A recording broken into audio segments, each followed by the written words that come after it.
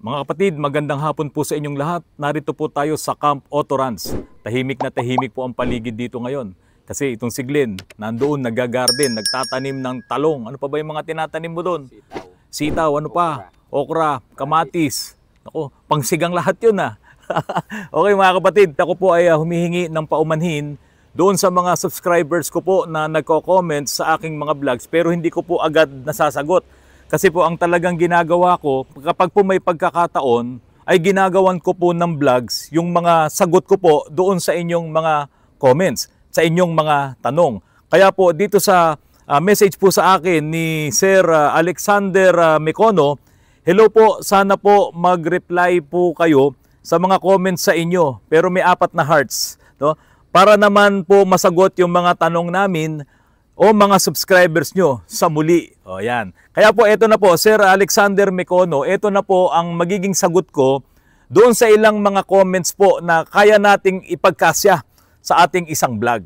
Narito po ang tanong ni Sir Batman, Bats64. Good morning po Kuya Ranz. Tanong ko lang po kung bakit nagbabawas ng langis ang sasakyan, Innova Diesel. Pero mag-iisang taon na yung langis ko. Isang taon na yung langis niya. At saka lang niya napansin na nagbabawas. Kasi po, ipapaliwanag ko po sa inyo mamaya kung bakit hindi dapat pagtagalin ng 1 taon yung langis mo nang hindi mo man lang chinek kung marami na po ang nabawas. Magpapa-change oil pa lang ako. Konti lang naman ang bawas. May problema na po ba yun pag nagbawas ng langis? Ayan, salamat po. Para po sa inyong katanungan, Sir Batman Bat64, kung may problema na po ang engine nyo kung nagbabawas ng langis, ay depende po ito sa laki ng tinakbo or kung ilang buwan na yung langis nyo.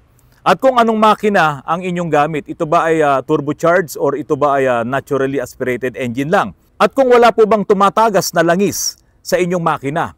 At kung meron po ba kayong napapansin na usok sa inyong tambucho na kulay puti o asul? So marami pong isa sa alang-alang kung ang inyong makina kapag nagbawas ng langis ay okay pa po ba? Pero doon sa sinabi nyo kasi kanina, na konti lang yung nabawas na langis, para sa akin, ay okay pa yon. Ngayon, ito po, sa unang banggit ko po na depende ito sa tinakbo or kung paano nyo ito ginagamit, alam nyo po, normal po ang isang diesel engine na turbocharged engine na nagbabawas po ng langis yan, sa 8,000 kilometro na tinakbo, ay pwede po yung magbawas ng 1 litro ng langis. So, doon sa 5,000 kilometers to 8,000 kilometers, so siguro, doon sa 5,000 ay mga kalahating litro lamang ang nabawas or medyo dagdagan mo pa ng konti.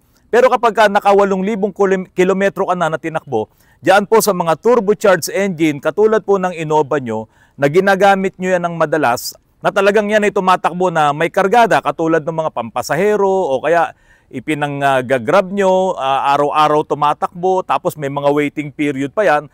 Yung tumakbo po yan ng 8,000 kilometro, normal po na nagbabawas po yan ng 1 litro, lalong-lalo na po yung mga naka-turbocharged na mga makina.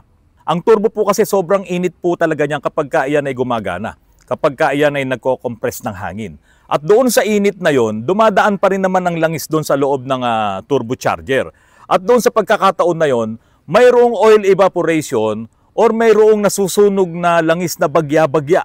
Kapag talagang ang inyong turbo or ang inyong sasakyan ay gamit na gamit nyo, na talagang palagi kayong nag-high RPM o kaya tulad dito sa amin sa Antipolo hanggang sa makarating ka sa Tanay na talagang pagod na pagod ang makina mo, palaging mataas ang RPM mo at kung yan ay turbocharged engine, talaga pong malaki ang posibilidad na magbawas ka ng langis. Baka nga yung 1 litro, kung araw-araw mong gamit yan, akyat panaog dito sa Antipolo, dito sa Tanay, ay talaga pong maraming mababawas na langis. Pero normal nga po yun dahil nga po doon sa pag-init nung turbo natin at talaga namang nagkakaroon ng oil evaporation. Kaya dapat po mga kapatid, kapag ang inyong mga sasakyan ay mga turbocharged or mga high performance diesel engine, no, gumamit po kayo ng fully synthetic na mga langis. Ang fully synthetic na mga langis po, sa taas po ng kanyang tolerating temperatures na 149 degrees Celsius, hindi mo to basta-basta ma-overheat. Kahit na malakas pa yung mag-init yung turbo mo, hindi na ito basta-basta kayang sunugin. Kaya nga kapag kayo ay mga naka-fully synthetic na mga langis sa inyong mga turbocharged engine, baka yung 1 litro na ine-expect natin na nababawas doon sa inyong langis kapag ka umabot ng 8,000 kilometers. Baka nga hindi pa po yun umabot ng 1 litro. Pero yung mga langis na hindi naman mga fully synthetic, no, yung mga semi-synthetic or yung mas mababa pa doon, yan po ay magsisimulang mag-breakdown sa 135 degrees Celsius. Masusunog at masisira ang inyong langis. Kaya yung mga hindi gumagamit ng mga fully synthetic na langis, mas marami yung nababawas. Hindi ko naman sinasabing masusunog yung content na langis. Yung mga dumadaan doon sa pinakamaiinit na parte ng makina na doon siya naglo-lubricate, yan. Kayang-kaya niyang magkaroon ng oil evaporation dyan at mabawasan ang inyong mga langis. Kaya po ako, rekomendado ko po, itong mga langis na to, mga fully synthetic, pwedeng pang di-gasolina, pwedeng pang diesel. Kaya yung may mga gasolina engine na gumagamit nitong mga ganitong klase ng langis na pwede sa diesel, pwede sa di-gasolina, mas okay po yun. Kasi nga po, ang marami itong mga detergents, maraming panlinis sa loob ng makina. Kaya ang inyong mga diesel engine oil, kapag ikinarga mo yan, ay mabilis na umiitim dahil talagang nililinis niya yung loob ng inyong makina. Kaya kung ito naman ang gagamitin nyo sa inyong mga gasoline engine, talagang lilinisin naman niya yung mga duming mga sluds na nandoon kung meron mang kaunti pa lang. Pero pag sobrang dami na ng mga sluds, wala na rin pong epekto yung ganda ng langis nyo. Kailangan talaga yung binubuksan para yan ay linisin. Tumarating pa nga po doon sa point na nag-general overhaul na. Kaya halimbawa mga kapatid, ang inyong diesel engine, ang mga sasakyan nyo, wala pang 2,000 kilometers ang tinakbo. Pag sukat mo doon sa dipstick, ay malaki na yung nabawas. O sabihin na natin baka kalahating litro na or 1 litro na ang nabawas, may problema na po ang inyong sasakyan na dapat nyo talagang ipatingin yan sa mga mekaniko. Ngayon, doon po sa mga dahilan kung bakit nagbabawas yung mga langis, una na rin po dyan ay yung driving condition. Kung agresibo kang magmaneho, kung miat-maya ay talagang hina-high rev mo ang iyong makina, mainit na, galing ka na sa malayong biyahe, tapos nire-revolusyon mo pa ng nire-revolusyon, yung turbo talagang mag-iinit ng todo yan. So yung langis mo, nagkakaroon talaga ng oil evaporation yan. At siyempre, yung sinasabi ko kanina na 8,000 kilometers, magbabawas ang langis mo, yun yung recorded doon sa odometer mo, 8,000 yung tinakbo. Paano ngayon, yung mga pahipahinga, paghihintay, tinutulugan yung loob ng sasakyan, umaandar yan, yun yung ikot pa rin ng ikot ang makina mo na hindi naman rumirehistro doon sa iyong odometer. Di ba? Kaya baka mamaya yung 8,000 kilometers na sinasabi na magbabawas ang langis mo ng 1 litro, ang katumbas pala nun, kung isasama mo yung pahipahinga na hindi umaandar yung sasakyan pero naka-on ng makina, syempre magbabawas din po ng langis yun. Kaya napaka-importante po na lagi nyong i-check ang level ng langis ng inyong mga sasakyan. Dahil kung hindi nyo yan ma-check, baka mamaya, gamit lang kayo ng gamit, ang langis nyo pala, kaunti na lang, kakalahati na lang. Di ba, halimbawa, kung ang langis ang level ay sapatag, nagsukat kayo ng dipstick, okay, nakakalahati na ang nasukat nyo, hindi nyo pala alam na kalahati na. Kung halimbawa, paakyat kayo sa mga bundok, yung langis na yan, mapupunta pa sa gawi dito.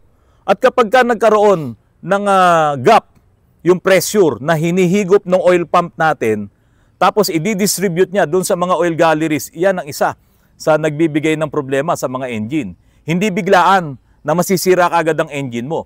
Pero yung mga gap na yon, na dapat sana maglubricate yung oil na solid doon sa pupuntahan niya mga oil galleries, doon sa pupuntahan niya mga metals na nagkakaroon ng metal-to-metal friction, dapat maglubricate siya ron. Kaso kakaunti na yung langis nyo, hindi nyo alam, kalahati na lang pala o mamaya, kaunti na lang, mas mababa pa sa kalahati, tapos paakyat kayo. Lahat ng langis na yun pupunta rito at yung iba naman nakadistribute na sa itaas. Yan ang delikado.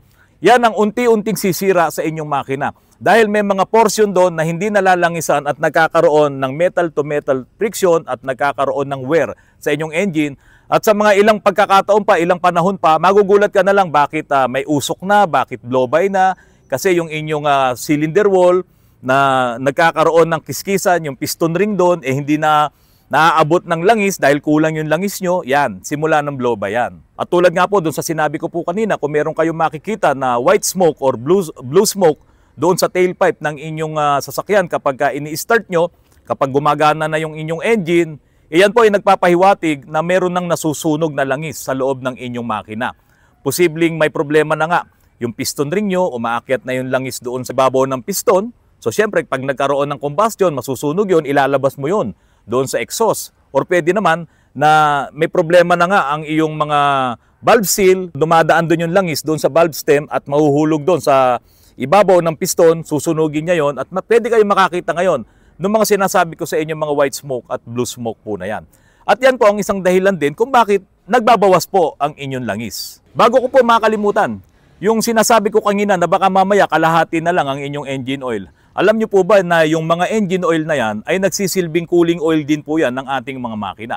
Kapag kulang ang langis mo, magkakaroon ng friction at yan nga ang pagsisimulan din ng bakit tumataas ang temperatura ng makina mo.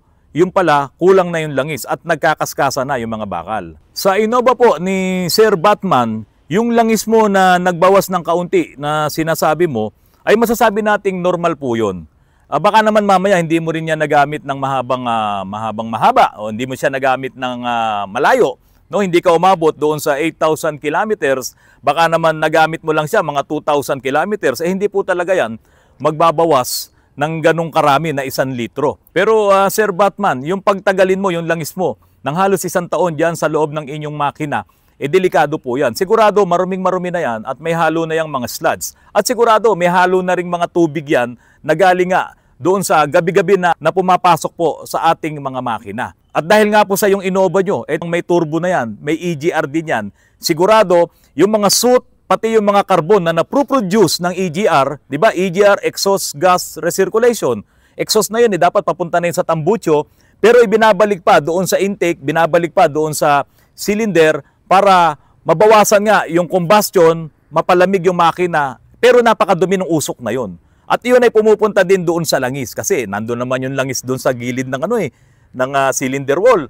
O hahalo din naman sa langis yung dumi na yun. Kaya kung pinagtagal mo na 1 taon hindi ka nag-change oil, lahat ng dumi na yun nandyan sa loob ng iyong makina. At pwedeng yan din talaga ang sisira ng makina mo sa mga susunod na panahon. Ang susunod po na sasagutin natin na tanong ay mula naman po kay BGR 3997 sa Honda City 2018. Pag magpalit ng ignition coil, kailangan din po ba na i-calibrate o plug and play na lang? Ayan. Ang mga ignition coil, hindi po yan katulad ng mga injectors ng mga diesel engine. At dahil nga po, ang inyong Honda City ay gasoline engine, hindi po kinakalibrate ang mga ignition coil. Tama po kayo, plug and play lang po yan. At yung kakabitan naman yan ng mga spark plug, hindi rin po yun katulad ng mga injectors na nasa mga diesel engine. May sariling injectors ang mga gasoline engine, pero ito ay mga port injectors. Hindi po yan katulad ng mga injectors ng mga diesel engine. Pero Sir BGR 397, kapag po papalitan nyo na ang inyong mga ignition coil, dapat po tanggalin nyo rin muna yung koneksyon ng battery, no? Yung terminal ng battery. Tanggalin nyo muna yan para makaiwas kayo sa check engine. May mga ibang units ng sasakyan na kapag ka naman tinanggal yung koneksyon dun sa battery at ibinalik, naku, talagang palyado. Nagkakaroon pa ng problema. Pero yung sa Honda City, dahil ako may Honda City rin, kapag ka po magpapalit kayo ng anything na may gagawin kayo sa engine yan, tanggalin nyo muna yung terminal ng battery doon sa baterya para hindi kayo magkaroon ng check engine. Kaya lang po, Sir BGR 3997, madalas po na nangyayari na kapag ka nagpalit ng ignition coil na isa lang ang pinalitan, after magpalit ay nagkakaroon ng vibration. Alam kasi ng mga may-ari na dati ay hindi ganon ang takbo ng kanilang sasakyan, ang andar ng kanilang makina. Pero dahil sa isang ignition coil lang ang pinalitan at hindi pinalitan yung 4, ayan, madalas po nagkakaroon ng issue na nagkakaroon ng vibration. Kasi alam nyo, yung mga electronics na yan, may coil po sa loob yan. Nagbabago rin po ang resistance niyan. At kapag ka tumataas ang resistance niyan, na ang resistance ay opposition doon po sa voltage, bumabagsak din po yung output ng mga ignition coil na yan. Kaya ang maipapayo ko po, kapag po kayo ay magpapalit ng-ignition coil, lahat ng 4 ay palitan nyo. Hindi naman sa lahat ng pagkakataon ay nag-manifest yung pagbabibrate. Pero mas madalas po yon, hindi lamang napapansin nung iba na nagpapalit. Kaya po, kung magpapalit kayo ng ignition coil, siguraduhin nyo yung 4 palitan nyo. Kaya nga po sa iba, sa mga kasa, talagang pinapapalitan nila yung 4 dahil ang kanilang pangangatwiran dyan, yung nasirang isa na yon, ay pwedeng sumunod na ulit yung isa na masisira dahil pare-parehas daw po ang production date nun. Tama naman po yun. Kaya po kung halimbawa magpapalit kayo ng ignition coil, bilhin nyo rin po yung isang set na pare-parehas ang manufacturing date para po makaasa rin kayo na yung performance nila ay pare-parehas din. Ganyan po kasi sa electronics. Mga kapatid, ang panghuli po na ating sasagutin ngayon dito sa aking vlog. Ang sarap ng pakiramdam ko. Nakatapat ako sa araw pero ito ay alas 5 na.